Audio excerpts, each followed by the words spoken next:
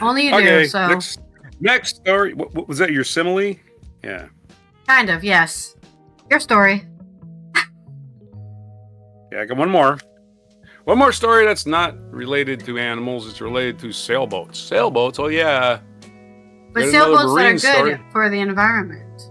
The world's largest cargo sailboat completes first historic Atlantic crossing. This is from MI News Network. MarineInsight.com. MI News Network. No person's name on this one. It might be at the end of it.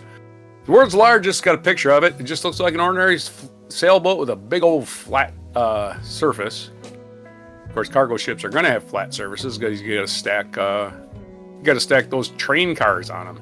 The world's largest cargo sailboat, Neoliner Origin, completed its first transatlantic voyage on October 30th. Despite damage to one of its sails during the journey, that's tough, 136-meter-long vessel had to rely partly on its auxiliary motor and its remaining sail after the aft sail was damaged in storms after departure. The French-built roll-on, roll-off, or ro-ro cargo ship, which has two semi-rigid sails, first stopped at Saint-Pierre and Miquelon, a French overseas territory near Canada, before continuing its journey to Baltimore. Neoline, the company behind the project, man, that would have been cool to watch that come into Baltimore Harbor, huh? Neoline, the company behind the project, said the damage reduced the vessel's ability to perform fully on wind power. The company's CEO, Jean Zanoniti, said the crossing was a valuable experience in handling large sail surfaces in the North Atlantic, especially during late season storms. He added that despite the difficulties, the ship showed strong resilience by reaching its destination with only a short delay in St. Pierre. The Neoliner Origin is designed to reduce greenhouse gas emissions by 80 to 90% compared to conventional diesel-powered cargo ships, according to the United Nations Conference on Trade and Development, or the UNCTAD. Global shipping produces about 3% of worldwide greenhouse gas emissions. Zanutini said the company aims to balance industrial needs with environmental responsibility. He added that wind propulsion offers an advantage because of its free, widely available, and predictable energy source that does not harm ecosystems. The UK's National Clean Marine Research Hub has reported that wind propulsion systems like those in a Neoliner Origin can cut emissions by over 50% on new vessels and optimize for wind conditions. Retrofitted vessels can achieve reductions of 5 to 20%, up to 30% when adjusted for wind conditions. The Neoliner Origin was designed by the French naval engineering firm Mauric. The company's CEO, Vincent Seguin, said the goal was to develop a ship that relies primarily on wind propulsion while ensuring constant delivery schedules and efficient operation with a smaller crew.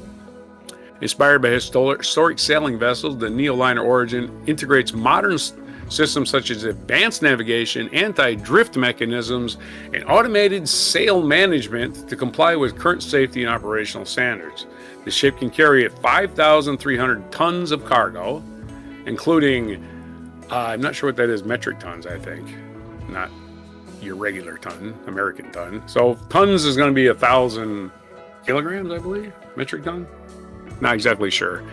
Including containers, vehicles, machinery, and specialized goods. A metric ton is similar to a regular 2,000 pound ton because I think a kilogram is 2.3 tons.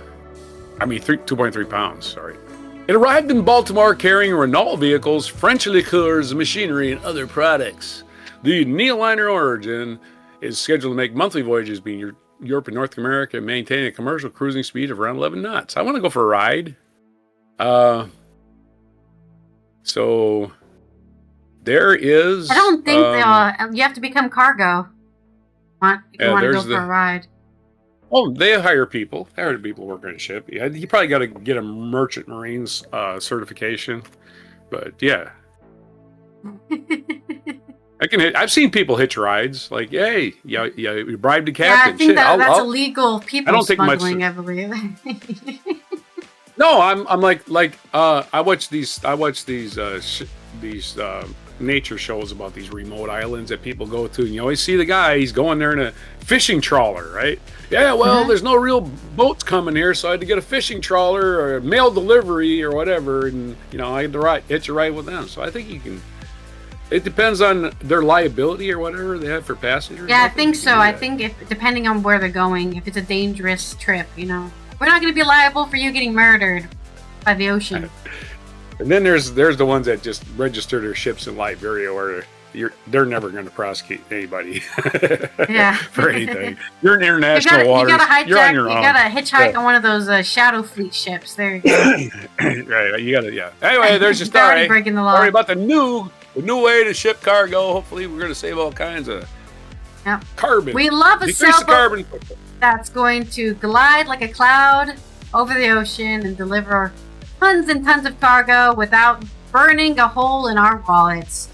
There you go. There's your simile metaphor thing. That's right. And clouds don't go.